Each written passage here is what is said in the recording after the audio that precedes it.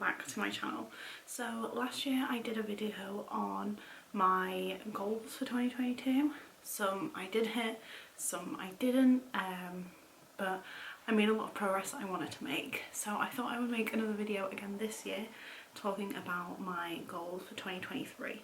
So some of my goals for last year, I think as I remember, were to carry on with Korean and improve my progress on that, but sort of specifically vocab rather than grammar, because I was doing quite a lot of grammar compared to what I felt like I should be doing. So I did manage to do that. I managed to focus a lot more on vocab this year. I bought myself a specific topic book, which meant that I was learning quite a lot of vocab as well as some grammar that I didn't know. So that's really helped my progress. I think another thing was to carry on with Mandarin, which I did also do as well. Continue Duolingo for Italian, which I definitely did, and pick Spanish back up, which I didn't end up doing in the end. So I wanted to carry on with Spanish and pick that back up from when I was younger, but I never really had the chance to pick it back up, and I eventually changed my mind on it, so I never ended up picking Spanish back up. So that's kind of like a brief overview of what my goals were for 2022 and what I did and didn't hit. So I thought I would go through what my 2023 goals are going to be. So first one is Korean. I want to continue learning Korean and making a fair bit of progress with it. So I feel like by the end of this year I want to feel confident kind of having a conversation with someone in Korean.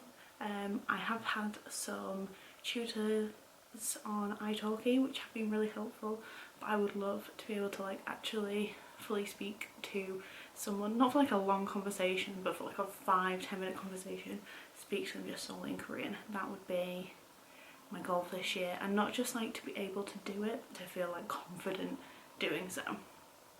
So there's that. For Mandarin, I did talk about doing a HSK exam in 2022, but I didn't ever have a chance or get around to doing so. So in 2023 I really want to take the HSK 3 exam, I think is going to be my goal. I think towards the end of 2023 I will be ready and able to do that exam, so that is my goal for Mandarin. For Italian, really enjoying Duolingo, still planning on just continuing Duolingo because I don't want to focus too heavily on it because it's not an important language to me. I'm just doing it for fun. So I don't want to do any extra bits. I'm also really enjoying doing just Duolingo because it's kind of showing me how much you can learn just from using an app. So I'll probably continue just doing Italian Duolingo. The thing with that is that over the last few months I've literally been doing 1 or 2 sessions of it a day. So I've been doing every single day still, but rather than beforehand I was spending 20-30 minutes on it a day, I'll probably spend 5-10 minutes. So I think my goal for 2023 is to try and spend 15 minutes a day doing Italian on Duolingo. So no additional resources, but just additional time on the app. And the final language that I'll probably be studying in 2023 is Japanese. I made the decision a month or so ago to pick up Japanese. I haven't made tons of progress yet, and it's not going to be my main language, so I don't expect that I'll make lots of progress very quickly. So I don't really want to make any crazy or drastic goals for that this year. My plan is just to make some progress with Japanese, because like I said, it's not my main focus for 2023. That would be Korean and Mandarin still. They're my 2 focus languages. So they're the 4 languages that I'll be studying in 2023. I probably won't pick up any additional languages because I don't think I'm necessarily going to have time to do any more. I think I'll probably struggle with the 4 as it is, but I'm going to have the 2 focus ones, which is Korean and Mandarin, 15 minutes of Duolingo for Italian a day, and then Japanese when I have chance. So I'm not going to put too much pressure on the Japanese one. It'll just be when and if I can have chance to do so. So yeah, I don't think I'll be picking up any more languages. A few things I want to try this year again is, like I said, try and have a conversation with somebody in Korean. I think that would be really cool to be able to do. I want to take more italki lessons because I think that would be really helpful for me.